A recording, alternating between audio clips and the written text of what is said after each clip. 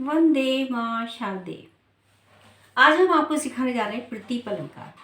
प्रतीप का अर्थ होता है उल्टा यानी विपरीत या विलोम।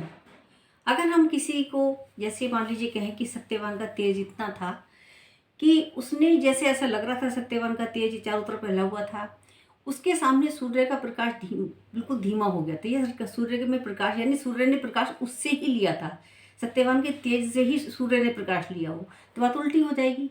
तो इसका मतलब था विपरीत होना, प्रतीक होना। जहाँ पर काव्य में कोई भी उपमा किसी की दी जाए, ठीक है, जहाँ पर उपमेय या उपमा जो है क्या किया जाए, वहाँ पर उसको जिसको विपरीत कर दिया जाए बिल्कुल, तो वहाँ पर कौन सा अलंकार होता है? प्रतीप अलंकार। जैसे कि हमने बताया आपको परिभाषा के माध्यम से, प्रतीप का अर्थ है विपरीत अर्थात उल्टा। काव्य में जहाँ उपमेय द्वारा उपमान का तिरस्कार किया जाए, उसे छोटा समझा जाए, उसे उससे तुच्छ समझा जाए, तो वहाँ पर क्या होता है? आपका प्रतीप अलंकार होता है। देखिए इसका एग्जाम्पल हमने लिया है, बधुरति को जही रंचक रूप दियो है।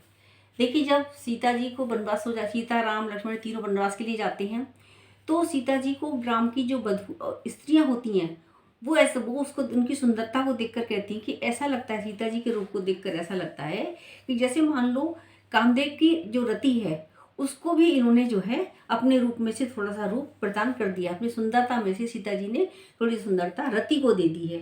तो यहाँ पर विपरीत हुआ, विपरीत जो है आपका कहा गया है, विपरीतार्थक में आ रहा है, तो यहाँ पर हुआ आपका प्रतीप अलंकार। तो बधुरति को जही रंचक रूप दियो है, तो यहाँ पर कौन सा अलंकार है? प्रतीप अलंकार। स्पष्टीकरण में हमने आपको यही समझाया जो आपको बताया था, फिर दोबारा देख लीजिए। कविवर तुलसीदास जी ने सीता जी के मुख को बहुत ही सुंदर बताते हुए कहा है कि सीता जी ने कामदेव की रति को अपने मुख की सुंदरता से रूप दे दिया है, यानी जो अपनी खुद की सुंदरता है उसमें से भी उन्होंने रति को रूप दे दिया है, इसलिए रति सुंदर है। ठीक है, तो यहाँ पर क्या हुआ? उपमेय द्वारा उपमान का तिरस्कार किया गया है, इसलिए यहाँ पर प्रतीप अलंकार है। आगे इसके अन्य उदाहरण देखें। प्रतीप अलंकार के अन्य उदाहरण देखिए। रसखानी लखे तन पीत पता, सत दामिनी की दुति लाजती हैं। देखिए यहाँ पर जो सैकड़ों बिजलियां हैं, जो द्युति कहते हैं कांति और दामिनी कहते हैं बिजली को, यानी बिजलियों की सैकड़ों बिजलियों की जो सुंदरता है, जो मतलब कांति है, वो भी लगा जाती है किस पर? कृष्ण जी के पीले वस्त्रों पर।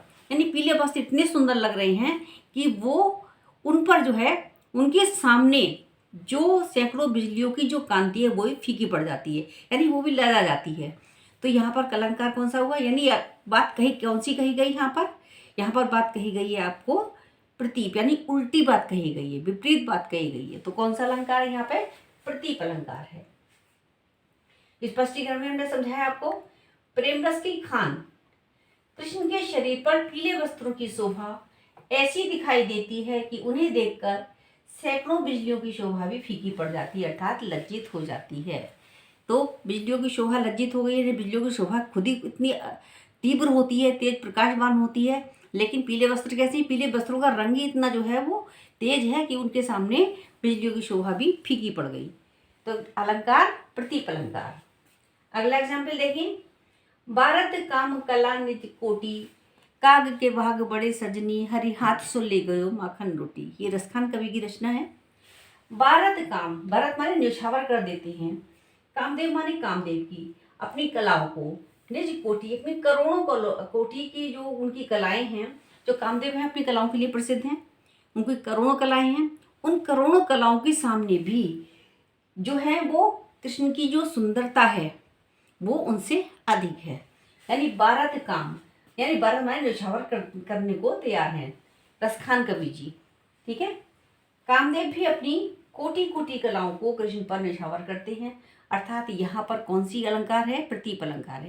यानी कामदेव जो खुद ही कलाओं का प्रतीक है, कलाओं के लिए इसका अवतरित है, तो उसकी कलाएं भी कृष्ण के सामने फीकी हैं, कृष्ण की सुंदरता के सामने फीकी हैं। अलंकार प्रतीप अलंकार। अन्य एग्जाम्पल देखें। तिरक्ष नैन कटाक्षन मंद काम के बान। तिरक्ष नैन यानी जो नायिका है उसके जो नेत्र हैं वो कहती हैं टेढ़े हैं। कैसे टेढ़े हैं? यानी कटाक्षन, यानी कटाक्ष है मतलब तीव्र नयन है, जिसको कहना चाहिए कटाक्ष नयन वाले प्रसिद्ध है, मीन नयन, कटाक्ष नयन प्रसिद्ध हैं। काम के बाण यानी कामदेव के बाणों के समान, कामदेव के बाणों के सामने वो बहुत तेज हैं और क्या है, उसके नेत्र तेज हैं। जबकि कैसे कामदेव के बाण जो है वो तेज माने जाते हैं, लेकिन कामदेव के बाण जो है वो भी छोटे पड़ गए हैं, बंद पड़ गए हैं। तो यहाँ पर अलंकार कौन सा हुआ, प्रतीप अलंकार। इस तरीके से अगला एग्जाम्पल देखें, उसी तपस्वी से लंबे थे देवदार दो चार खड़े। यानी देखिए तपस्वी की लंबाई कितनी भी हो, ज़्यादा 7 फुट मान लेंगे आप, 6 फुट 7 फुट, लेकिन देवदार के वृक्षों की जो लंबाई होती है वो कैसी होती है, बिल्कुल आसमान को छू लेने वाली होती है। क्योंकि देवदार के जो वृक्ष होते हैं वो अपनी लंबाई के लिए ही प्रसिद्ध है। उनकी लंबाई कितनी होती है, बहुत अधिक होती है, देखने में लगता है जैसे आसमान को गगनचुंबी हो, आसमान को छूने वाले हों। यहाँ पर कवि ने क्या कहा है, उसी तपस्वी से लंबे थे, यानी उसी तपस्वी के समान लंबे थे। कैसे, देवदार दो चार खड़े, यानी देवदार दो चार खड़े हुए थे, वो तपस्वी के समान थे। यानी देवदार के वृक्ष जो है लंबे हैं, लेकिन तपस्वी की लंबाई को उन्होंने उसके सामने और भी अधिक बढ़ा करके बताया है। अलंकार, प्रतीप अलंकार। अगला एग्जाम्पल देखें, संध्या फुली परम प्रिया की भांति सी है दिखती।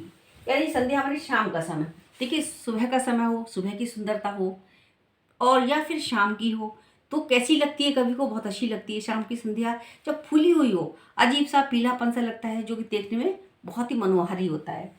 तो संध्या फुली परम प्रिया की भांति सी है दिखती, यानी जो उनकी प्रेयसी जो नायिका है उससे भी ज़्यादा, यानी उसकी जो सुंदरता है जो प्रिया की भांति सी है दिखती, यानी जो संध्या है वो उस जैसी लगती है, जो नायिका है नायिका जैसी संध्या लगती है। तो यहाँ क्या है, अलंकार कौन सा हुआ, प्रतीप अलंकार। नमस्कार, धन्यवाद।